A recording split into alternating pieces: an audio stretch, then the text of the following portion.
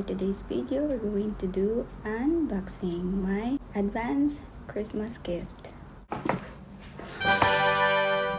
Ayan, samahan nyo akong buksan itong regalo. Let's go.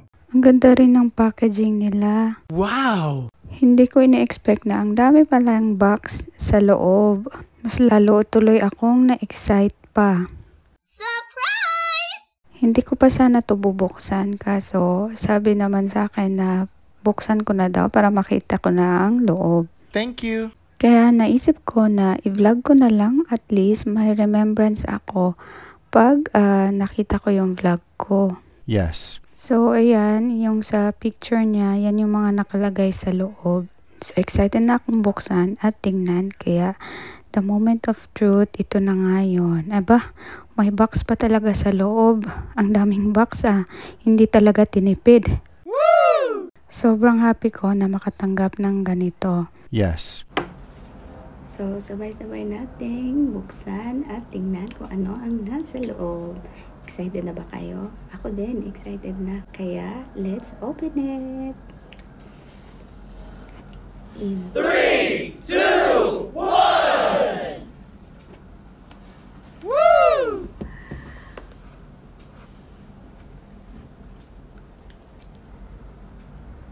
Cute. Sobrang cute. Kita na. Ang cute. Social pa ng box. So, isa-isahin natin i-try. First, itong Nourishing Rose Hand Cream.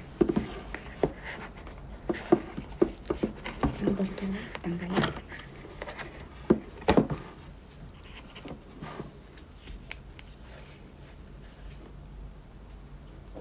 Hindi siya makita.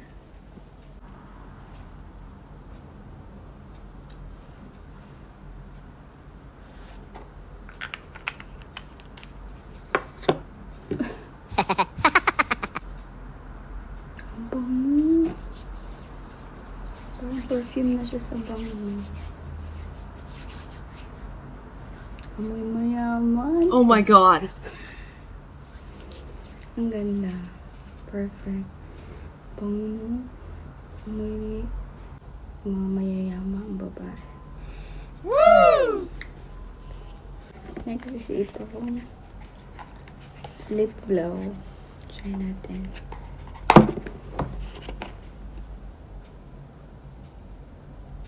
Lip Glow Color Reviver Balm. So, ito yung parang bagong ano nila.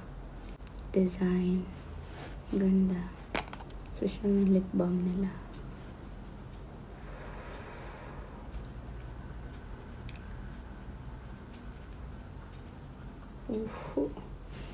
Malaki.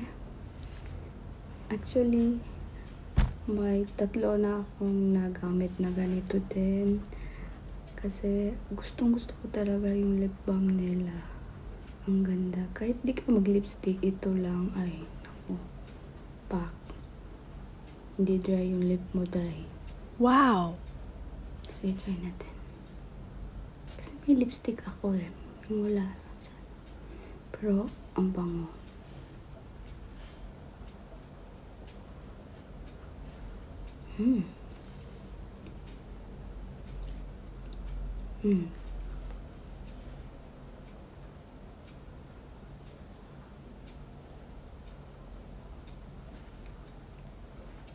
Kulay siya konti, pink.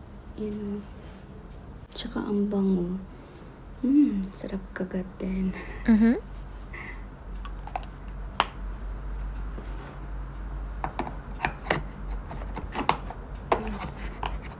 ko na alam paano ibalik. Yan. The next is itong perfume. Oh my god.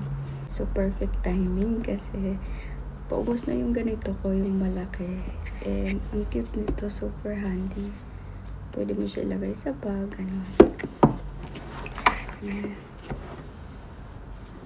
Ang cute.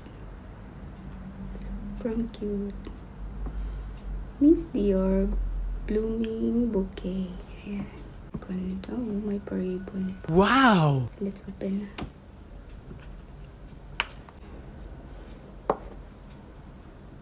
Oh. Let's try dito lang sa wrist.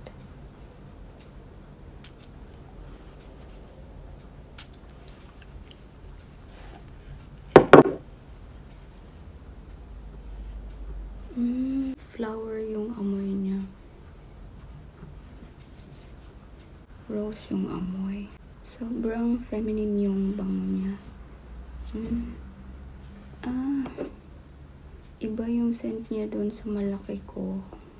And perfect din kasi nga iba-iba yung scent. Kasi wala pa ako nito ganito. Blooming Bouquet. Perfect niya kasi wala pa ako nito. Blooming Bouquet Miss Dior. Ang bango. Hindi siya masakit sa ilong. Tama lang.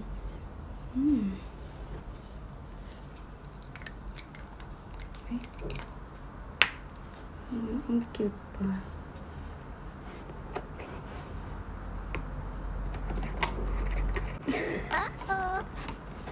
Hirap ibalik So, ayan. Ayan. So, na-try na natin at napakita ko na sa inyo ang nasa loob. So, ito yung mga lip balm na nagamit ko na. So, naubos na agad at ito yung pinakabago. Ito naman yung malaking Miss Dior na perfume ko. Gamit na gamit. Ayan, konti na lang. Rose and Roses yung bango niya. So, but wait. So, nakakatanggap ako ng Miss Dior present, guys. So, itong ribbon, di ko tinatapon. Ginagamit ko rin siya. So, tanggalan natin.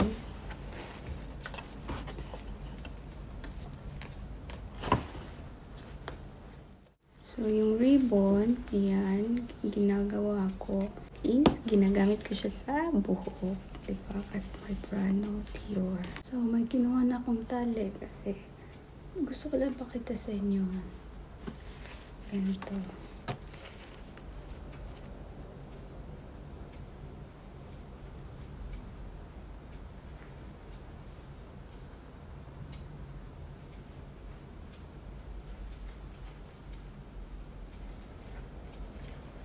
Pwede niyong gawin ribbon.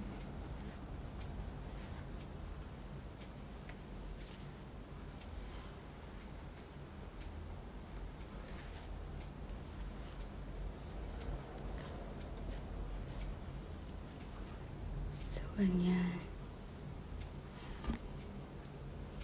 Ayan. Ang ganda. Pak. Sino ka dyan? Or i-ribbon nyo na agad. Pwede lang.